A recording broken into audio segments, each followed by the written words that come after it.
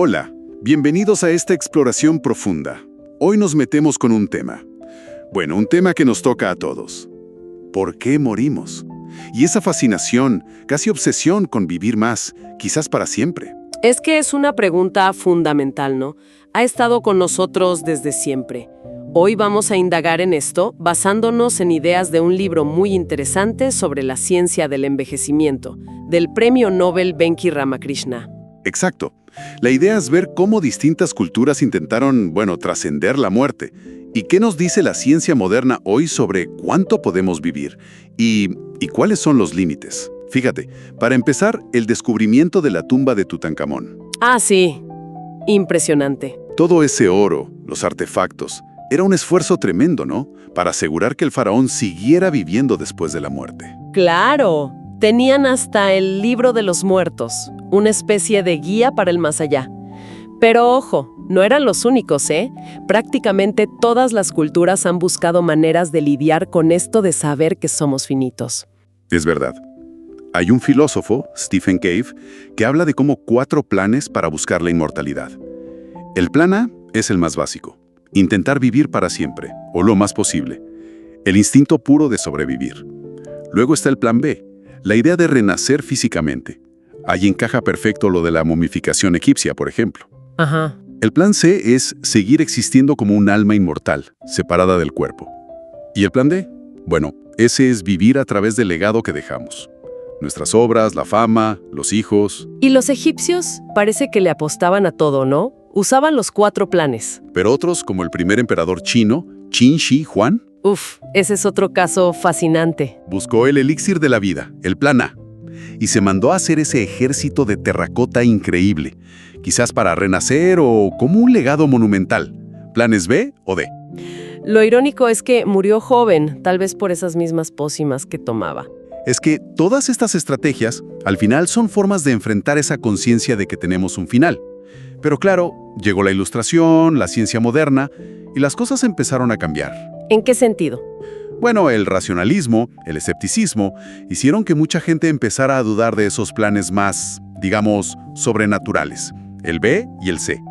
La idea de renacer o de un alma inmortal perdió fuerza para muchos. Entonces la atención se fue más hacia el plan A, tratar de alargar la vida acá, en la Tierra, y el plan D, dejar una marca, un legado. En gran medida, sí.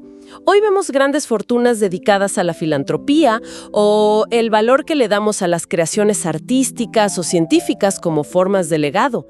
Aunque, claro... No es lo mismo que seguir siendo uno mismo, exacto. Y el legado biológico, tener hijos, es un instinto fuerte, pero al final son otras personas, ¿no?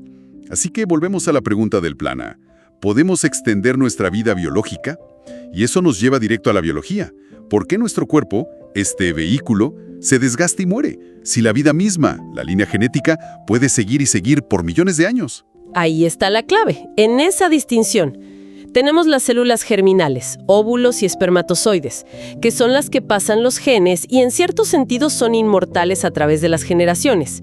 Y luego están las células somáticas, que forman todo nuestro cuerpo. Y que son desechables. Desde una perspectiva evolutiva, sí. Son el vehículo para las células germinales. Nuestra muerte individual es, básicamente, la muerte de ese vehículo somático. Pero ¿por qué la evolución no nos hizo más duraderos? ¿No sería mejor vivir más? Es que la evolución no optimiza necesariamente la longevidad individual. Optimiza la aptitud, el fitness, o sea, la capacidad de dejar descendencia, de pasar los genes eficientemente. Claro. Y pensá en nuestra historia. Durante la mayor parte del tiempo la vida era corta. Accidentes, infecciones, depredadores. Poca gente llegaba vieja. Entonces, no hubo una presión selectiva muy fuerte para desarrollar mecanismos que nos hicieran vivir, digamos, 150 años. Eso suena a la hipótesis del soma desechable, ¿no? Que hay como un trueque, una compensación. Crecer rápido y reproducirse pronto, o en reparar y mantener el cuerpo para vivir más tiempo. Parece que nuestra especie apostó más por lo primero. El envejecimiento sería en parte el precio de esa estrategia reproductiva. Y eso se ve en otros animales, en experimentos. Sí, se ha visto en moscas de la fruta, en gusanos como el C. elegans. Hay mutaciones que les alargan la vida, pero a menudo reducen su fertilidad. Y la restricción calórica, que también alarga la vida en muchos bichos, suele afectar la reproducción. Es un trade-off bastante común en la naturaleza. Hablando de la naturaleza, es increíble la variedad de vidas que hay. Una mariposa vive semanas, pero tenés secuoyas que viven miles de años. O incluso organismos como la hidra, ese animalito de agua dulce, o algunas medusas, que parecen no envejecer. O sea, su riesgo de morir no aumenta con la edad. Claro, igual se las come un pez o se quedan sin comida, ¿no? Pero no envejecen como nosotros. Y en humanos el récord lo tiene Jean Calment, que llegó a los 122 años. Una vida larguísima, pero que igual terminó. Pareciera que haya un techo, ¿no? Quizás por ahí, 120 años. Ese es el gran debate ahora mismo en gerontología. Algunos estudios sugieren que sí, que hay un límite máximo rondando los 115, 120 años. Otros creen ver que la mortalidad como que se aplana, deja de aumentar tan rápido después de los 105. Pero aún así, pasar de los 122 es estadísticamente, bueno, casi imposible. Como tirar una moneda muchas veces y que salga siempre cara. Algo así. Lo que sí parece claro y es interesante es que la gente que llega a ser supercentenaria, más de 110, tiende a haber estado sana durante mucho más tiempo. Comprimen la enfermedad justo al final de la vida. ¿Y hay animales que vivan más que nosotros en relación a su tamaño? Sí, claro. Hay una medida que se llama cociente de longevidad o LQ. Los humanos tenemos un LQ bastante bueno, como de 5, pero hay unos 18 tipos de murciélagos que nos superan. Y la campeona indiscutible es la rata topo desnuda. Ah, sí, la he oído nombrar. ¿Qué tiene de especial?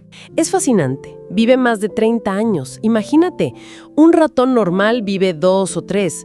Tiene un LQ altísimo, como de 6.7. Viven bajo tierra, en colonias súper organizadas como hormigas, con una reina. Aguantan niveles bajísimos de oxígeno y son increíblemente resistentes al cáncer. ¿Y se sabe por qué? Bueno, en parte parece que sus células son muy sensibles al daño. Si algo anda mal, enseguida se apagan, entran en senescencia o se autodestruyen, en lugar de empezar a dividirse sin control como pasa en el cáncer. Son un modelo de estudio increíble para entender cómo se puede vivir mucho y bien. Bueno, entonces vayamos a lo micro.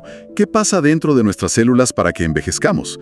Si tenemos el ADN, el plano genético, ¿por qué no sigue funcionando perfecto siempre? El tema es que el propio plano se va estropeando. El ADN sufre daños constantemente, a veces por errores cuando la célula se divide y lo copia, otras veces por agentes externos como químicos tóxicos o radiación. Pero tenemos sistemas para repararlo, ¿o no? Sí, tenemos sistemas de reparación súper sofisticados y eficientes, pero no son infalibles. Con el tiempo, algunos daños escapan, se acumulan. ¿Y si el daño es muy grande? ¿La célula qué hace? ¿Se rinde? Tiene varias opciones, digamos. Puede intentar reparar una vez más, puede suicidarse, un proceso llamado apoptosis, que es ordenado y sirve para eliminar células peligrosas o innecesarias, o puede entrar en senescencia. Las células zombie que mencionaste. Exacto. Dejan de dividirse, lo cual es bueno para no formar tumores, pero se quedan ahí liberando sustancias que inflaman y dañan a las células vecinas. Es como si se volvieran vecinos tóxicos en el tejido. Ahí hay otra de esas. Compensaciones, ¿no? Lo que nos protege del cáncer a corto plazo, como la senescencia o la apoptosis, a la larga, contribuye al envejecimiento. Justamente. Es un mecanismo de defensa que tiene un costo diferido. Y otro factor relacionado con el límite de divisiones celulares son los telómeros. Las puntitas de los cromosomas. Son como capuchones protectores que se van acortando un poquito cada vez que la célula se divide. Cuando se acortan demasiado, es una señal para que la célula deje de dividirse, entre en senescencia o muera. Entiendo. Pero me decías que no todo está en la secuencia del ADN, en las letras A, T, C, G. Está la epigenética. ¿Qué es eso exactamente? Imagínate que el ADN es un libro larguísimo. La epigenética son como las marcas, los resaltadores, las notas al margen que le dicen a la célula qué partes del libro leer y cuándo. Son modificaciones químicas que se añaden al ADN o a las proteínas que lo empaquetan, las histonas. ¿Y esas marcas cambian con la edad? Sí, cambian. Los patrones epigenéticos se modifican a lo largo de nuestra vida y esos cambios están muy ligados a cómo envejecemos. De hecho, se han desarrollado relojes epigenéticos, como el de Steve Horvath. ¿Relojes? Sí, miden estos patrones de marcas epigenéticas en el ADN y pueden estimar tu edad biológica, a veces con más precisión que tu edad cronológica. Y predicen bastante bien el riesgo de enfermedades o la mortalidad. Nos dicen que el envejecimiento a nivel molecular empieza mucho antes de lo que pensamos. Increíble. O sea, el plano genético se daña y además la forma en que se lee ese plano también cambia con el tiempo. Pero, ¿y las máquinas que hacen el trabajo en la célula? Las proteínas. También tienen sus problemas. Las proteínas son las que hacen casi todo en la célula. Pero a veces se fabrican con errores o no se pliegan correctamente. Necesitan tener una forma tridimensional muy específica para funcionar bien. ¿Como una herramienta que se deforma? Exacto. O simplemente se dañan con el uso o ya no se necesitan. Y si la célula no se deshace de esas proteínas defectuosas o viejas, Se acumula la basura. justamente, se acumula basura molecular que puede ser tóxica. Por suerte, la célula tiene sistemas de limpieza muy potentes. Uno es el sistema ubiquitina-proteasoma para proteínas individuales. Y otro es la autofagia. ¿Auto qué? Autofagia significa comerse a sí mismo. Es un proceso fascinante donde la célula envuelve pedazos más grandes de basura, como agregados de proteínas o incluso orgánulos viejos como mitocondrias dañadas, en una especie de bolsa de basura molecular y la manda a reciclar a los lisosomas. ¿Y estos sistemas de limpieza también envejecen? Parece que sí, que su eficiencia disminuye con la edad, y la acumulación de proteínas mal plegadas o agregadas es una característica clave de muchas enfermedades neurodegenerativas. ¿Como el Alzheimer o el Parkinson? Exacto. En el Alzheimer tenés las placas de proteína beta-amiloide y los ovillos de proteína tau. En el Parkinson, agregados de otra proteína, la alfa-sinucleína. Y hay una idea cada vez más fuerte de que estas proteínas mal plegadas podrían incluso contagiar su mal plegamiento a otras proteínas sanas, propagándose por el cerebro de una forma similar a los priones. ¡Qué complejo! Es como si la célula se fuera ahogando en sus propios desechos. Y para todo esto, para reparar, limpiar, funcionar, se necesita energía. Ahí es donde entran las mitocondrias, ¿verdad? Absolutamente. Las mitocondrias son nuestras centrales energéticas. Son descendientes de antiguas bacterias que se metieron dentro de nuestras células hace miles de millones de años y se quedaron a vivir ahí. Son las que producen casi todo el ATP, la molécula que guarda y transporta la energía en la célula. Sin ellas no hay energía para nada. Nada. Nuestro cerebro, por ejemplo, consume como el 20% de la energía del cuerpo y casi toda viene de las mitocondrias. Son vitales. Pero como todo, también se deterioran con la edad. Y es por culpa de los famosos radicales libres que se generan ahí adentro. Esa era la teoría clásica, ¿no? Esa fue la teoría dominante durante mucho tiempo, sí. La idea de que las mitocondrias, al producir energía, generan estos subproductos reactivos, las especies reactivas de oxígeno, o ROS, que dañan todo a su alrededor, incluyendo a las propias mitocondrias. Un círculo vicioso. Pero ahora se duda un poco de eso. Bueno, la evidencia es más compleja. Por un lado, sí, el daño oxidativo se acumula con la edad. Pero por otro lado, los grandes estudios en humanos con suplementos antioxidantes, vitamina E, C, han sido bastante decepcionantes o a veces hasta perjudiciales. Y hay animales como la rata topo desnuda que mencionamos, que tienen niveles altos de ROS y viven muchísimo. Entonces, ¿cuál es la idea ahora? Parece que los ROS son parte del cuadro, pero quizá no la causa principal única del envejecimiento mitocondrial. Podrían ser también señales importantes para la célula. Lo que sí parece cada vez más claro es que el daño que se acumula en el propio ADN de las mitocondrias, el ADN mitocondrial, es muy relevante. ¿Las mitocondrias tienen su propio ADN? Sí, y un pequeño ADN circular, herencia de su pasado bacteriano. Y ese ADN está más expuesto al daño y tiene menos sistemas de reparación que el ADN del núcleo. Hay experimentos con ratones que tienen mutaciones en la maquinaria que copia el ADN mitocondrial y envejecen rapidísimo, aunque no aumente necesariamente los ROS. Eso sugiere que la integridad del genoma mitocondrial es clave. Entiendo. Y como las mitocondrias se heredan principalmente de la madre, a través del óvulo, debe haber mecanismos para asegurar que la siguiente generación empiece con mitocondrias más o menos sanas. Un reseteo. Sí, hay procesos de selección en las células germinales y en los embriones tempranos que eliminan las células con mitocondrias muy dañadas. Es como un control de calidad generacional. Bien, hemos recorrido las causas a nivel celular. El ADN que se daña, la epigenética que cambia, las proteínas que se acumulan, las mitocondrias que pierden fuelle. ¿Qué se está intentando hacer hoy en día para intervenir en todo esto? Bueno, hay de todo, ¿viste? Desde ideas que suenan a ciencia ficción, como la criónica, congelar gente esperando que la tecnología futura pueda revivirla, que hoy por hoy no tiene una base científica sólida sobre cómo preservar la complejidad del cerebro o la identidad. Y que plantea unas preguntas éticas tremendas también. Totalmente. Y en el otro extremo tenés investigación científica más seria, enfocada en esos sellos distintivos del envejecimiento que fuimos mencionando, aunque a veces también hay mucho marketing alrededor. Claro, la industria anti-envejecimiento es enorme. Es un negocio gigantesco. Y hay figuras muy mediáticas, como Aubrey de Grey con su fundación Sense, que hablan de revertir el envejecimiento de forma radical, o David Sinclair, que investiga moléculas como el resveratrol o la reprogramación celular, y hace predicciones muy audaces. Su ciencia es interesante, pero hay que tomar las promesas con cautela.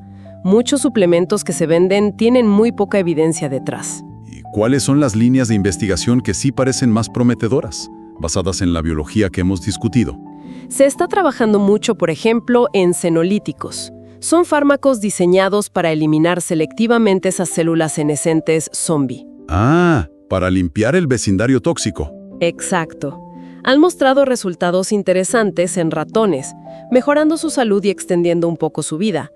También se investigan fármacos que imitan algunos efectos de la restricción calórica, como la metformina, que es un medicamento para la diabetes. ¿La metformina? ¿Para envejecer? Sí, hay un ensayo clínico grande en marcha, el TAME, para ver si la metformina puede retrasar la aparición de enfermedades asociadas a la edad en personas sanas. Y también está la rapamicina, otro fármaco que actúa sobre vías metabólicas clave. Y por supuesto, la reprogramación celular parcial. ¿Lo de usar los factores Yamanaka para rejuvenecer células? Sí, pero de forma controlada, sin llevarlas hasta el estado de célula madre embrionaria, para evitar el riesgo de tumores. Se intenta rebobinar un poco el reloj epigenético en los tejidos. Hay resultados muy llamativos en ratones, como restaurar la visión en ojos envejecidos. Empresas como Altos Labs están invirtiendo fortunas en esto, pero todavía es muy experimental, ¿eh? Los riesgos y la eficacia a largo plazo no se conocen. Claro. Y todo esto, aunque funcione, abre unas preguntas sociales y éticas enormes, ¿no? Si logramos extender la vida de forma significativa, ¿quién va a poder pagarlo? Esa es una de las grandes preocupaciones. Podríamos acentuar terriblemente la desigualdad. Imagínate una sociedad con dos clases de personas, los que pueden acceder a tratamientos de longevidad radical y los que no. Sería distópico. Y pensá en el trabajo. Carreras de 100 años. ¿Quién querría trabajar tanto tiempo? Especialmente en trabajos duros. Y la jubilación. ¿Qué pasaría con las oportunidades para los jóvenes si la gente mayor sigue activa durante décadas? Son desafíos gigantescos. ¿Y la población mundial? ¿Nos enfrentaríamos a una crisis de superpoblación? ¿O las bajas tasas de natalidad actuales compensarían? Y el impacto en los recursos del planeta, además del impacto psicológico. ¿Encontraríamos sentido a vidas tan largas o nos aburriríamos? ¿Cómo cambiarían las relaciones entre generaciones? Las encuestas muestran que la gente, en general, es bastante cauta. Hay optimismo sobre los avances médicos, pero también escepticismo sobre vivir 120 o 150 años pronto. Y mucha preocupación por la desigualdad y por si todo esto es de alguna manera antinatural. Es fundamental que la ciencia y la industria piensen en estas cosas, no solo en el avance técnico o el beneficio económico. Absolutamente. La responsabilidad ética es enorme. Bueno, la verdad, ha sido un recorrido fascinante. Empezamos con los faraones y sus intentos mágicos de lograr la inmortalidad. Pasamos por la lógica fría de la evolución que nos hizo mortales. Nos sumergimos en la increíble complejidad de la célula que envejece, el ADN, la epigenética, las proteínas, la energía, y terminamos con las promesas y los peligros de la ciencia actual. Sí, y creo que si algo queda claro es que el envejecimiento es súper complejo. No hay una única causa. Es un montón de cosas que van fallando, resultado de la evolución, del daño que se acumula, de esos trade-offs biológicos. Así que una bala de plata, una solución mágica y simple, parece poco probable, al menos por ahora. Entonces, mientras esperamos esos grandes avances, si es que llegan, ¿qué nos dice toda esta ciencia sobre lo que sí podemos hacer ahora? Pues curiosamente, mucha de esta investigación de vanguardia termina validando cosas que ya sabíamos. Consejos de salud bastante tradicionales. Cuidar lo que comemos. Como dice el escritor Michael Pollan, come comida de verdad, no demasiada, principalmente plantas. Hacer ejercicio de forma regular, dormir lo suficiente, lo básico, digamos. Sí, pero es que estas acciones básicas impactan positivamente en muchos de los mecanismos de envejecimiento que hemos hablado. Mejoran la función de las mitocondrias, reducen la inflamación crónica, ayudan a mantener un epigenoma más saludable, promueven la limpieza celular por autofagia. Son intervenciones poderosas. O sea que, más allá de buscar la fuente de la juventud en una pastilla, lo que ya sabemos que funciona y que es accesible para muchos, sigue siendo lo más efectivo. Exacto. Son las mejores herramientas comprobadas que tenemos ahora mismo para vivir no solo más años, sino sobre todo años más saludables, comprimiendo la enfermedad al final. Y para cerrar, quizás una reflexión para que nos quede picando. Con toda esta energía y recursos enfocados en derrotar a la muerte, en extender la vida a toda costa, ¿nos estaremos perdiendo algo importante sobre cómo vivir una vida plena aceptando nuestra finitud? ¿Encontrando sentido, como dicen algunas filosofías, en ser parte de algo más grande? Es una gran pregunta. O por el contrario, ¿es esta lucha contra el envejecimiento simplemente la máxima expresión de nuestro impulso biológico más básico de sobrevivir, el plan A, llevado a su consecuencia lógica por nuestra inteligencia y tecnología? Ahí lo dejamos. Muchísimas gracias por acompañarnos en esta exploración.